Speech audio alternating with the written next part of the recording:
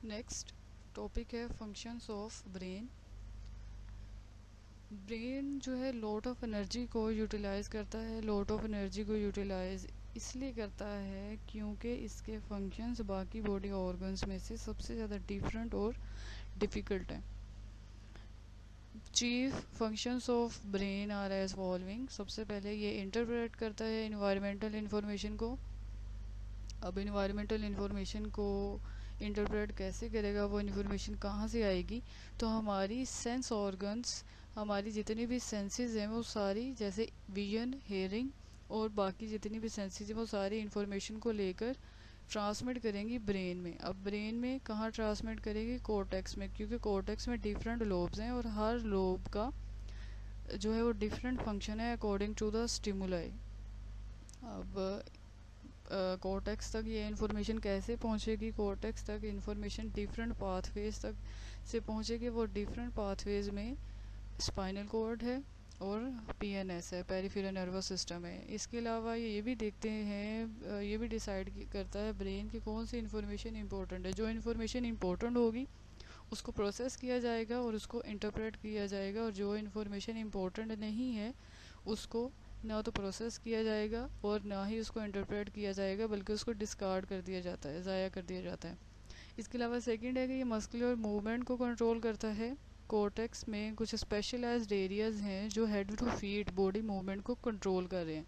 इसके अलावा speaking area में बोलते हुए जितनी भी हमारी मसल्स की मूवमेंट हो रही है उन सबको भी कंट्रोल करता है। स्पीकिंग एरियाज़ में वोकल कॉर्ड की मूवमेंट को और मसल मूवमेंट को कंट्रोल करेगा। अब बोलते में जो है हमारा वोकल कॉर्ड वो भी यूटिलाइज होता है। इसके अलावा हमारी टंग, लिप्स मूवमेंट ये भी जो है इसको भी कंट्रोल करता है, और इनको कंट्रोल करने के बाद ही मीनिंगफुल साउंड्स जो हैं वो प्रोड्यूस होते हैं। ये हम स्टोर करता है मेमोरी को स्टोर इसलिए करता है कि जो इस टाइम आप सुन रहे हैं, देख रहे हैं, उस सारी इन्फॉर्मेशन को फर्स्ट ऑफ ऑल जो है वो देखेगा ब्रेन कि ये इन्फॉर्मेशन कितनी इम्पोर्टेंट है। अब अगर वो इन्फॉर्मेशन इम्पोर्टेंट है तो उसको प्रोसेस करेगा, स्टोर करेगा, और नेक्स्ट फ्यूचर में जब आपको ज़रूरत पड़ती है उस इन्फॉर्मेशन की, तो वो फिर आपको इन्फॉर्मेशन प्रोवाइड करता है। अब यहाँ पर लर्न फ्रॉम एक्सपीरियंसेस का मतलब यही है कि ये जैसे अगर आप अब लेक्चर जो है नोट कर रहे हैं तो ये आपकी एक्सपीरियंसेस में ही इंक्लूड होगा। इसके अलावा जितने भी आप दूसरे भी एक्सपीरियंसेस ले सकते हैं जो भी अब तक आपके साथ हुआ है, वो सारे के सारे भी एक्सपीरियंसेस हैं। एक्सपीरियंसेस को ब्रेन जो है वो स्टोर करता है और जब ज़रूरत पड़ती है तो फिर उसको वो यूटिलाइज़ करता है। प्लानिंग, थिंकिंग, रीजनिंग और क्रिएटिविटी, इसमें भी ये इन्वॉल्व है ब्रेन। अब इसमें फोर ब्रेन, राइट हेमिस्फीयर, ये दोनों इम्पोर्टेंट है। प्रोड्यूस करता है इमोशंस को। इमोशंस में हाइपोथैलेमस जो है वो इम्पोर्टेंट है, क्योंकि हाइपोथैलेमस हमारे इमोशंस को कंट्रोल भी करता है और प्रोड्यूस भी करता है। ब्रेन जो है वो मैनेज करता है फिज़िकल वेलबींग को। फिज़िकल वेलबींग में क्या आएगा? सर्वाइवल, फूड और रिप्रोडक्शन। जितनी भी बेसिक नीड्स हैं उनको फुलफ़िल करना, वो नीड्स जो किसी भी ऑर्गेनिज्म के सर्वाइवल के लिए इम्पोर्टेंट हैं, उन सब को फुलफ़िल करना इन अप्रोप्रिएट वे, तो वो होगी फिज़िकल वेलबींग। लेकिन यूनिसेलुलर ऑर्गेनिज्म में क्योंकि कोई इस तरह का ऑर्गेनाइज्ड नर्वस सिस्टम नहीं होता, लेकिन वो फिर भी अपने सर्वाइवल, फूड और रिप्रोडक्शन के लिए जो है वो सिंगल सेल पर ही बेस करते हैं, और उनमें भी ये सारे के सारे काम हो रहे होते हैं। नेक्स्ट है होम्योस्टेसिस। ब्रेन जो है वो होम्योस्टेसिस को भी मेंटेन करता है। अब इसमें होम्योस्टेसिस में protection of internal environment from the harms and fluctuation of external environment. अब यहाँ पर internal environment that is the environment of bodies internal organs. अब जितने भी इंटरनल ऑर्गन्स हैं, जितने भी बॉडी की सेल्स हैं, उन सब की प्रोटेक्शन करना from the harms and fluctuations of external environment. अब जो जितने भी बाहर के एक्सटर्नल एनवायरनमेंट में जो भी ऐसे एलिमेंट्स हैं जो हमारी बॉडी को इन्फ्लुएंस कर सकते हैं इन अ नेगेटिव सेंस, तो उन सब से प्रोटेक्ट करना। फॉर एग्जांपल सीजनल चेंजेस जो हैं, मौसमी तब्दीलियाँ, उनसे भी हमारी बॉडी को प्रोटेक्ट करता है। स्टेट ऑफ स्टेबिलिटी को मेंटेन करता है। स्टेट ऑफ स्टेबिलिटी में टेम्परेचर को मेंटेन करना, amount of water within the cells and supply of oxygen. अब टेम्परेचर को कैसे कंट्रोल करेगा कि अगर सर्दी है या गर्मी है तो उसके अकॉर्डिंग बॉडी में स्वेटिंग या जो है वो ट्रेम्बलिंग और जो है शेकिंग शुरू हो जाती है। इसके अलावा amount of water within the cells को कंट्रोल करेगा कि अगर within the cells quantity of water low हो रही है तो फिर उसमें जो है वो प्यास के फॉर्म में थर्स्ट जो है वो फील होना शुरू हो जाती है। जो पानी पी लिया जाता है तो फिर वो सेल्स के अंदर जो वाटर पानी की कमी है, वाटर डेफिशिएंसी है, वो फुलफिल हो जाती है। Supply of oxygen within the cells, oxygen को भी ये सप्लाई करता है। वाइटल बॉडी प्रोसेसेस में ये कोऑर्डिनेट करता है वाइटल बॉडी प्रोसेसेस को। अब ब्रीथिंग है, रेस्पिरेटरी सिस्टम है और हार्ट बीट है, इन दोनों को कोऑर्डिनेट करता है, जिसको आप खुद भी एक्सपीरियंस करते हैं। इसके अलावा हाइपोथैलेमस जो है इन्वॉल्व होता है इन मेंटेनिंग बॉडी इक्विलिब्रियम।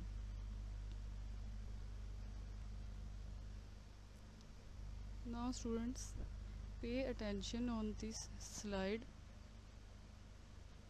कि जैसे नेक्स्ट जो है टॉपिक इसमें आपके थर्ड चैप्टर का स्टार्ट करेंगे, तो उससे पहले ये कुछ इम्पोर्टेंट आपके लिए इसमें जो है इंस्ट्रक्शंस दी गई हैं, इसको आप पढ़ते हुए ध्यान में रखते हुए फिर नेक्स्ट टॉपिक जो है उसको स्टार्ट करेंगे। नेक्स्ट एंड लास्ट टॉपिक जो इस चैप्टर का है बायोलॉजिकल बेसिस ऑफ बिहेवियर में, that is endocrine glands. Endocrine glands में ग्लैंड्स का मतलब है टाई, टाई मीन गिरा। एंड एंडोक्राइन सिस्टम जो है वो सेट ऑफ ग्लैंड्स है that regulates the activity of certain body organs, या जो रेगुलेट करते हैं हमारे, या रेगुलेट करते हैं कुछ हमारी बॉडी ऑर्गन्स की एक्टिविटी को, ये डिफ़ाइन कर रहे होते हैं। और वो कैसे रेगुलेट करते हैं, कैसे चलाते हैं हमारे बॉडी ऑर्गन्स की एक्टिविटी को, तो वो थ्रू देयर केमिकल्स। अब वो केमिकल जो है वो ब्लड में रिलीज़ कर देते हैं, और वो केमिकल्स जिस ऑर्गन को उन्होंने उन इस केमिकल ने एक्टिवेट करना हो, जिसकी एक्टिविटी को इन्होंने स्टार्ट करना हो या स्टॉप करना हो, तो ये केमिकल्स उस तक पहुंचकर उस बॉडी ऑर्गन की एक्टिविटी को कंट्रोल करते हैं। तो यहाँ पर हमारे पास दो किस्म के ग्लैंड्स हैं, endocrine glands and exocrine glands. Endocrine glands जो हैं इनमें कोई ट्यूबुलर सिस्टम नहीं है, या इसमें कोई भी डक्ट नहीं है। डक्ट मीन कि ये कोई एक ख़ास किस्म का जो है वो कोई सिस्टम नहीं है कि जिसके ज़रिए ये अपना जो है केमिकल उसको स्पेसिफिक जगह पर जाकर ही रिलीज़ करें। अब जब ट्यूब्स नहीं होंगी, डक्टलेस हैं, ओपनिंग इनकी खुली है, और जब ये केमिकल जो भी इनका है उसको प्रोड्यूस किया, प्रोड्यूस करने के बाद डायरेक्ट ब्लड में रिलीज़ कर दिया, तो फिर ब्लड स्ट्रीम से होता हुआ वो केमिकल उस स्पेसिफिक ऑर्गन तक चला जाएगा जिसके लिए इन्होंने ये प्रोड्यूस किया है। एक्सोक्राइन ग्लैंड्स हैं, एक्सोक्राइन ग्लैंड्स में डक्ट होती हैं, इसका मतलब इनमें स्पेसिफिक ओपनिंग है जहाँ पर इन्होंने जाके खुलना है, और ट्यूब्यूल्स भी होते हैं, ट्यूबुलर सिस्टम भी है कि इन्होंने जैसे ही अपना कोई केमिकल बनाया, उस केमिकल को ये जिस जगह पर जाकर इन्होंने रिलीज़ करना है उस जगह पर जाकर ही रिलीज़ करेंगे, डायरेक्ट ब्लड में ही उसको नहीं छोड़ देंगे। तो केमिकल बनाएंगे, वो केमिकल ट्यूब से होता हुआ उस स्पेसिफिक जगह पर जाकर ही खुलेगा, वहाँ पर जाकर ही रिलीज़ होगा जहाँ पर उन्होंने अपना फंक्शन परफॉर्म करना है। अब ये केमिकल्स की बात की जा रही है यहाँ पर सारी, कि वो कौन से केमिकल्स हैं जो ग्लैंड सेक्रीट करते हैं, तो दीज ग्लैंड्स आर हार्मोन्स। वो हार्मोन्स हैं जो केमिकल्स जो हैं उसको रिलीज़ कर रहे होते हैं, और इनका जो ट्रेवलिंग टाइम जो है वो स्लो है as compare to nerve impulse. Nerve impulse जो हैं वो ब्रेन में बहुत तेज़ी से मूव करती हैं, और as compare to hormones, hormones जो हैं वो बहुत स्लोली ट्रैवल करते हैं। अब स्लोली ट्रैवल करना है तो डेफिनेटली उन्हें कोई ना कोई रूट चाहिए, कोई ना कोई उनको पाथ में चाहिए। तो वो किस में ट्रैवल करेंगे या किस पे करेंगे? वो ब्लड स्ट्रीम में केमिकल्स को, हार्मोन्स को रिलीज़ कर दिया जाता है, और वो ब्लड में फ़्लो करते हुए तमाम बॉडी ऑर्गन्स तक, तमाम बॉडी पार्ट्स तक चला जाता है। स्पेशलाइज्ड मेम्ब्रेन होती हैं हर सेल में। अब स्पेशलाइज्ड मेम्ब्रेन का मतलब ये है कि जितने भी हार्मोन्स प्रोड्यूस हो रहे होते हैं बॉडी में, उन सब को हमारा बॉडी जो है सिस्टम, हमारी बॉडी में जितने भी ऑर्गन्स हैं वो सारे के सारे उन सब को अपने अंदर अब्जॉर्ब नहीं कर लेते, जज़ब नहीं कर लेते, बल्कि हर जो सेल है उसमें स्पेशलाइज्ड मेम्ब्रेन है, और वो मेम्ब्रेन सिर्फ कुछ ही केमिकल्स या हार्मोन्स को अपने अंदर एंटर होने देती हैं। अब वो केमिकल्स या हार्मोन्स जो हैं उनको कंट्रोल करने वाला, उनको एंटर करने वाला स्पेसिफिक जो मेम्ब्रेन है उसको जो है रिसेप्टर्स कहते हैं। जैसे हमारी जितनी भी सेंसेस हैं उनमें डिफरेंट रिसेप्टर्स होते हैं। रिसेप्टर्स मीन सेल्स होते हैं। अब सेल्स में मेम्ब्रेन होती है, और वो मेम्ब्रेन सिर्फ स्पेसिफिक स्टिमुलस को ही एंटर होने देगी। फॉर एग्जांपल हमारी आई है, तो इसके लिए जो स्टिमुलस है वो लाइट है। अब अगर लाइट नहीं है और जितनी मर्ज़ी ऊंची आवाज़ें आ रही हैं, जितना मर्ज़ी ऊंचा साउंड सिस्टम है लगा हुआ है, उसमें ऊंची ऊंची आवाज़ें आ रही हैं, कुछ भी हो रहा है, तो उसका कोई इम्पैक्ट नहीं होगा विजन पे, क्योंकि वो हमारी आइज़ का स्टिमुलस ही नहीं है। लेकिन अब अगर बहुत ज़्यादा तेज़ लाइट हो और आँखों पे पट्टी बंधी हो, तो उसका कोई इम्पैक्ट हमारे ईयर्स पे नहीं होगा, कानों पे नहीं होगा, क्योंकि जो हमारे कान हैं उनका स्पेसिफिक स्टिमुलस साउंड है। जब तक साउंड नहीं होगा, कोई आवाज़ नहीं होगी, तो हमारे जो ईयर्स हैं उनमें जो मौजूद रिसेप्टर्स हैं वो काम नहीं करेंगे। तो इसी तरह से हमारी बॉडी के अंदर भी स्पेशलाइज्ड सेल्स हैं, रिसेप्टर्स हैं, जो सिर्फ स्पेसिफिक हार्मोन को अपने अंदर एंटर होने देंगे, सभी को एंटर होने नहीं देंगे। इसके अलावा ये मेंटेन करते हैं होम्योस्टेसिस को। नर्वस सिस्टम की जो फंक्शनिंग है वो डिपेंड करती है कुछ एंडोक्राइन ग्लैंड्स में। उस पर एग्जांपल है epinephrine and non epinephrine hormone, जिसको डिटेल में स्टडी करेंगे। इसके अलावा सम ग्लैंड जो है वो controlled by nervous system. Nervous system जो है वो उसको कंट्रोल करता है, और कुछ ऐसे हैं जो फ्रीली ऑपरेट करते हैं according to the need of body. अब यहाँ पर है कि नर्वस सिस्टम की फंक्शनिंग डिपेंड कर रही है ग्लैंड्स पे, और यहाँ पर है कि कुछ ऐसे ग्लैंड्स भी हैं जिनकी एक्टिविटी को नर्वस सिस्टम कंट्रोल करता है, लेकिन कुछ ऐसे ग्लैंड्स भी हैं जो without interfering of nervous system freely operate कर रहे हैं बॉडी में according to the need of body. यहाँ पर है, let's start the description of following glands. अब जितने भी ग्लैंड्स हैं पहले उनको देख लें कि वो है कौन कौन से।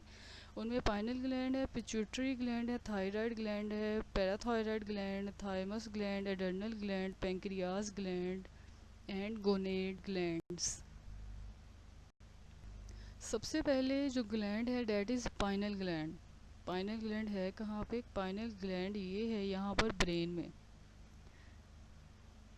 ब्रेन में ये स्मॉल एंडोक्राइन ग्लैंड है, और क्योंकि हर एक ग्लैंड का काम है हार्मोन रिलीज़ करना, तो जो हार्मोन पाइनल ग्लैंड रिलीज़ करता है डेट इज़ सेरोटोनिन डेरिवेटिव। अब इसका फंक्शन क्या है हार्मोन का? ये इफ़ेक्ट करता है the modulation of wake sleep pattern, जागने और उठने की, जागने और सोने की जो है वो पैटर्न को कंट्रोल करता है। इसकी शेप जो है टाइनी पाइन कोन की तरह की है, टाइनी पाइन कोन जो है हिली एरियाज़ में जो ट्रीज़ होते हैं उनमें ये देखने में मिलती है। और located near the centre of brain between two hemispheres. तो यहाँ पर क्योंकि ये हेमिस्फेयर है और एक ये है, ये दरमियान में ये जो गैप है ये टू हेमिस्फेयर्स हैं, और ये हेमिस्फेयर्स के बिल्कुल दरमियान में अगर ऊपर से देखें, क्योंकि ये साइड की पिक्चर है, लेकिन अगर इसको ऊपर से देखा जाए तो ये इन दोनों के दरमियान में है, टू हेमिस्फेयर्स के दरमियान में, और सेंटर तकरीबन सेंटर ऑफ ब्रेन में है। Next one is pituitary gland. ये बहुत इम्पोर्टेंट ग्लैंड है क्योंकि ये बहुत ज़्यादा हार्मोन्स को रिलीज़ करता है, और इसके हार्मोन्स आगे बहुत सारे दूसरे ग्लैंड्स को कंट्रोल करते हैं। तो ये पिट्यूटरी ग्लैंड है, यहाँ पर ये पाइनल ग्लैंड था, और यहाँ पर ये पिट्यूटरी ग्लैंड है। पिट्यूटरी ग्लैंड जो है is an out growth from the base of fore brain, क्योंकि ये फोर ब्रेन है तो फोर ब्रेन की बेस से ये निकला हुआ है और आउट ग्रोथ है। ये रिलीज़ करता है different hormones into the blood stream. ये भी ब्लड स्ट्रीम में डायरेक्ट अपने हार्मोन रिलीज़ कर रहा है, इसका मतलब ये एंडोक्राइन ग्लैंड्स में जो है वो आएगा। And some of them appear to have direct effect on organ system of the body. और जितने भी ये हार्मोन सिक्रीट करता है उनका डायरेक्ट इफेक्ट है जो है हमारी ऑर्गन सिस्टम, बॉडी में जितने भी ऑर्गन सिस्टम है उन पे। पिट्यूटरी ग्लैंड का साइज़ बहुत ही छोटा है। Pituitary gland is about the size of P मटर के दाने के जितना इसका साइज़ है, और इसका वेट जो है 0.5 ग्राम है या 0.02 ओज। ओज जो है ओंस से है, ounce is the measure of weight. Its hormones regulates homeostasis, homeostasis को भी ये रेगुलेट करते हैं। Composed of two lobes. अब जब इसको डिटेल में स्टडी करेंगे पिट्यूटरी ग्लैंड को, तो इसको डिवाइड कर दिया गया है टू लोब्स में, interior and posterior pituitary gland. Interior pituitary gland के अलहदा से हार्मोन्स हैं, और पोस्टीरियर पिट्यूटरी ग्लैंड के अलहदा से स्पेसिफिक हार्मोन्स हैं जो ये रिलीज़ करते हैं। इसके बाद है anterior pituitary gland. Interior pituitary gland ये सिंथेसाइज करते हैं एंड सिक्रीट करते हैं following hormones under the influence of hypothalamus. अब यहाँ पर ये हाइपोथैलेमस है ऊपर, और हाइपोथैलेमस के नीचे ये एंटीरियर पिट्यूटरी ग्लैंड है जिसको अभी हम डिटेल में पढ़ेंगे और इसके हार्मोन्स को, और ये पोस्टीरियर पिट्यूटरी ग्लैंड है, इसको भी आगे देख लेंगे कि ये कौन कौन से हार्मोन्स को सिक्रीट करता है। क्योंकि हाइपोथैलेमस के साथ अटैच है तो इसलिए ये जितने भी हार्मोन्स सिक्रीट करेंगे तो वो under the influence of hypothalamus ही होंगे। सबसे पहले जो हार्मोन ये रिलीज़ करते हैं दैट इज़ एड्रीनोकोर्टिकोट्रोपिक हार्मोन है, जिसको ACTH भी कहा जाता है, और ये मेजर स्ट्रेस हार्मोन है बॉडी में। अब वो स्ट्रेस की कंडीशंस कौन कौन सी हो सकती हैं, एंजाइटी, पेन, इमोशनल इवेंट्स, या कुछ भी ऐसा कि जो स्ट्रेस कॉज करेंगे बॉडी में। तो कुछ तो जब कोई भी स्ट्रेसफुल सिचुएशन होगी तो certain neurons in the hypothalamus secrete करते हैं एक सब्सटेंस को, वो कोर्टिकोट्रोफिन रिलीज फैक्टर है, CRF। कोर्टिकोट्रोफिन रिलीज फैक्टर CRF है। CRF को सिक्रीट करता है हाइपोथैलेमस, और उसके बाद CRF जो है वो जाके स्टिमुलेट करेगा ACTH को, एड्रीनोकोर्टिकोट्रोपिक हार्मोन या मेजर स्ट्रेस हार्मोन को। तो ये CRF जाके जो है पिट्यूटरी ग्लैंड को जो है स्टिमुलेट करता है कि वो इसको ACTH को रिलीज़ कर दे, और ACTH जो है carried out by blood stream to the adrenal gland and others. अब जब ये मेजर स्ट्रेस हार्मोन रिलीज़ हो गया तो ये ब्लड स्ट्रीम से होता हुआ बाकी बॉडी में जाएगा, और बाकी बॉडी में अडर्नल ग्लैंड जैसे पीछे हमने एपिनेफ्राइन और नॉन एपिनेफ्राइन को पढ़ा है, तो वो भी स्ट्रेसफुल सिचुएशन में ही प्रोड्यूस होते हैं। तो ACTH वो जाके अडर्नल ग्लैंड को जो है स्टिमुलेट करेगा कि वो अपने हार्मोन्स को सिक्रीट करे to prepare the body for fight और फ्लाइट। इसके बाद है एंटीरियर पिट्यूटरी ग्लैंड में थायरोट्रोपिन या थायराइड स्टिमुलेटिंग हार्मोन है। इसको रिलीज़ जो है वो करता है, ये स्टिमुलेट करता है थायराइड ग्लैंड को। That is also also in the set of endocrine glands. अब यहाँ पर है कि थायराइड ग्लैंड को भी या जो पिट्यूटरी ग्लैंड है वो स्टिमुलेट करता है कि वो ग्रो करे एंड टू प्रोड्यूस थायरोक्सिन। अब थायराइड ग्लैंड का जो हार्मोन है वो थायरोक्सिन है, और ये जो है and acts on the cortex of adrenal gland. अब एक तो ये कि थायराइड ग्लैंड जो है उसको स्टिमुलेट करता है कि वो ग्रो करे और प्रोड्यूस करे थायरोक्सिन को, क्योंकि थायराइड ग्लैंड का हार्मोन जो है वो थायरोक्सिन है। ये इस पे इफ़ेक्ट कर रहा है, कौन? थायरोट्रोपिन या थायराइड स्टिमुलेटिंग हार्मोन। और दूसरा ये कि act on the cortex of adrenal gland. यहाँ पर एक थायराइड ग्लैंड है और दूसरा एड्रेनल ग्लैंड, इसको भी इफेक्ट करेगा, एड्रेनल ग्लैंड को भी इफेक्ट करेगा। अब एड्रेनल ग्लैंड जो अभी हमने पीछे पढ़ा है कि वो स्ट्रेस, ड्यूरिंग स्ट्रेस ये भी हार्मोन रिलीज़ करता है जो हमारी बॉडी को प्रिपेयर करते हैं फाइट और फ्लाइट के लिए। तो एड्रेनल ग्लैंड के दो पार्ट्स हैं, उन पार्ट्स को एड्रेनल ग्लैंड के अकॉर्डिंग ही नाम दिए गए हैं, that is adrenal cortex and adrenal medulla. तो यहाँ पर एड्रेनल कोर्टेक्स का जिक्र किया गया है।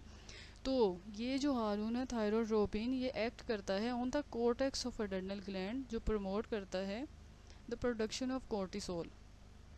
कोर्टिसोल जो है वो भी स्ट्रेस हार्मोन ही है, तो ये इस पे इफ़ेक्ट करेगा।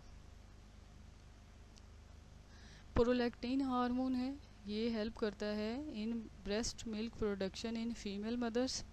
ग्रोथ हार्मोन है, इन्फ्लुएंस करता है ये growth of bones and other tissues को। लेकिन अगर ग्रोथ हार्मोन की जो है क्वांटिटी बहुत ज़्यादा हो जाए तो इसकी वजह से जो बॉडी में नेगेटिव इम्पैक्ट होंगे वो है गिगेंटिज्म है या जाइंटिज्म, इसको कहते हैं कि एक्स्ट्रा लार्ज हाइट हो जाना। और साथ में अगर ये है कि अगर इसकी क्वांटिटी बहुत थोड़ी हो तो फिर उसकी वजह से ड्वार्फिज्म या ड्वार्फ है, जिसको बोनापन भी कहते हैं। तो ये दोनों इसके इम्बैलेंस होने की वजह से होते हैं। अगर ग्रोथ हार्मोन इम्बैलेंस हो जाए इसकी क्वांटिटी, तो ये दो, गिगेंटिज्म और ड्वार्फिज्म, ये दोनों कंडीशंस हो जाती हैं। गनेडोट्रोपिन हार्मोन है।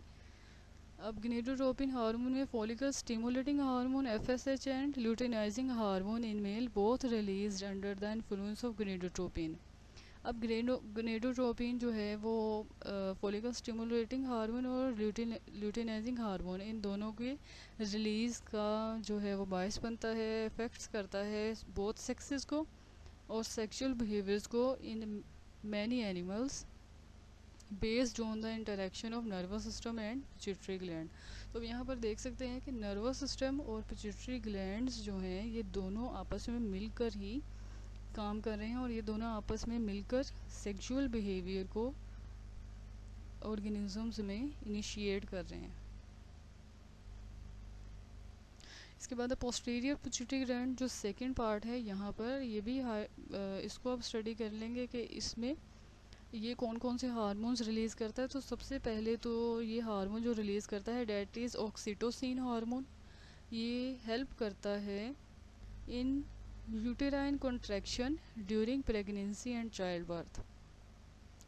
फर्स्ट ये है इसका हार्मोन, सेकंड है oxytocin and second anti diuretic hormone ADH भी इसको कहते हैं। इसको वेजोप्रेसिन या आर्जिनिन वेजोप्रेसिन AVP भी कहते हैं। अब ये क्या करता है कि अमाउंट ऑफ वाटर को रीअब्जॉर्व करता है into the blood bye kidneys, कि जितनी भी अमाउंट ऑफ वाटर है उसको दोबारा से ब्लड से अब्जॉर्ब कर लेगा। नेक्स्ट है थायराइड ग्लैंड। अब थायराइड ग्लैंड जो है one of the largest endocrine gland, यहाँ पर ये बिल्कुल बिलो द ये एडम एप्पल है ये वाला, और इसके बिल्कुल नीचे ये है थायराइड ग्लैंड, या पिंक कलर में पिंकिश जो है ये थायराइड ग्लैंड है। अब एडम एप्पल के बिल्कुल ये नीचे है और इसकी शेप बटरफ्लाई शेप है और composed of two cone like lobes और विंग्स। तो ये यहाँ पर कोन लाइक लोब्स या विंग्स हैं, ये इसकी शेप इस तरह की है। Thyroxine is produced by the thyroid gland. अब थायराइड ग्लैंड का जो हार्मोन है वो थायरोक्सिन है, ये कंट्रोल करता है रेट ऑफ ग्रोथ को, डेवलपमेंट को, मेटाबॉलिक रेट ऑफ बॉडी। अब मेटाबॉलिक रेट ऑफ बॉडी ये है कि कितनी कैलोरीज को यूटिलाइज करना है, कितनी एनर्जी को यूटिलाइज करना है to perform the basic functions, तो इसको भी ये कंट्रोल कर रहा है। इसके अलावा अडल्ट्स में रेट ऑफ केमिकल एक्टिविटी को कंट्रोल करता है, जिसमें रेस्पिरेटरी जो है वो केमिकल एक्टिविटी है। इसके अलावा सिंथेसाइज करता है द यूटिलिटी ऑफ आयोडीन, कि आयोडीन को भी यूज़ करना है वो भी थायराइड ग्लैंड ही करेगा। Too little leads to overweight and sluggish. अगर थायरोक्सिन की क्वांटिटी बॉडी में बहुत कम हो जाए तो उसकी वजह से ओवरवेट, ज़्यादा वेट जो है वो ना वज़न ज़्यादा होना शुरू हो जाता है, और स्लगिश मीन्स स्लो हो जाते हैं। लेकिन अगर इसकी क्वांटिटी बहुत ज़्यादा हो जाए तो यहाँ पर ओवरवेट था तो यहाँ पर ओवरवेट की बजाय थिननेस हो जाएगी, पतलापन दुबलापन हो जाएगा, और स्लगिश की जगह ओवर एक्टिविटी हो जाएगी। इसके अलावा क्रेटिनिज़म है। क्रेटिनिज़म जो है is a kind of mental deficiency in infancy. बचपन में जो अगर थायरोक्सिन की कमी हो जाए तो उसकी वजह से क्रेटिनिज़म जो है मेंटल डेफिशिएंसी है ये हो जाती है। और इसको क्योर कैसे किया जाएगा? Cured by administering thyroid, thyroid को एडमिनिस्ट्रेट कर दिया जाएगा, और जिसकी वजह से वो थायरोक्सिन प्रोड्यूस करेगा। थायरोक्सिन जब बॉडी में नॉर्मल हो जाएगा तो मेंटल डेफिशिएंसी जो है उसको कंट्रोल किया जा सकता है। It makes proteins and controls how sensitive body to other hormones. Produce करता है ये प्रोटीन्स को भी, और इसके अलावा जितने हार्मोन्स बॉडी में दूसरे प्रोड्यूस हो रहे हैं जो हमारी बॉडी को जो है इफ़ेक्ट करते हैं उनको भी ये कंट्रोल करता है। नेक्स्ट है आपका पैराथायराइड ग्लैंड। पैराथायराइड ग्लैंड जो है ये स्मॉल एंडोक्राइन ग्लैंड्स हैं। इन नेक प्रोड्यूसेस पैराथायराइड हार्मोन्स। अब ये थायराइड है, थायराइड के ऊपर ये छोटे छोटे 4 पैराथायराइड ग्लैंड्स हैं, और इनकी क्वांटिटी ह्यूमंस में 4 है, और ये टोटल 4 ही हैं। ये इनके लोकेशन है, they are located behind the thyroid gland. अब ये थायराइड ग्लैंड बिल्कुल पीछे होते हैं, लेकिन इनको यहाँ पर विजिबल दिखाया गया है। इनका फंक्शन है कि ये कंट्रोल करते हैं the amount of calcium in blood and within the bones, कि ये ब्लड में और बोन्स दोनों में अमाउंट ऑफ कैल्शियम को कंट्रोल करते हैं। इनका नेम पैराथायराइड ग्लैंड है क्योंकि ये बिल्कुल थायराइड ग्लैंड के करीब हैं ड्यू टू देयर प्रोक्सिमिटी और नियरनेस टू थायराइड ग्लैंड। लेकिन इनकी फंक्शनैलिटी जो है वो डिफरेंट है, टोटली फंक्शंस जो हैं वो डिफरेंट हैं इनके थायराइड ग्लैंड से। अब यहाँ पर नोट है, इसको पढ़ लें। जो पहले भी आपको बताए गए थे, दिखाए गए थे कि जितने भी टॉपिक्स अब तक आपने पढ़ लिए हैं 2nd चैप्टर से 3rd चैप्टर तक, और जितने भी आप नेक्स्ट चैप्टर्स पढ़ेंगे उसमें जितने भी टॉपिक्स पढ़ेंगे उन हर एक चैप्टर के टॉपिक्स को हैंड रिटन नोट्स में कन्वर्ट करना है, और दोबारा इस क्वेश्चन को पूछने से ग्रेज करें। इसको अपने माइंड में रखें कि जो भी आप लोग पढ़ रहे हैं हर एक वीडियो के हर एक टॉपिक को आपने हैंड रिटन नोट्स में कन्वर्ट करना है। इसकी बेस पे आपकी असेसमेंट होगी और इसको आपने लाजमी करना है।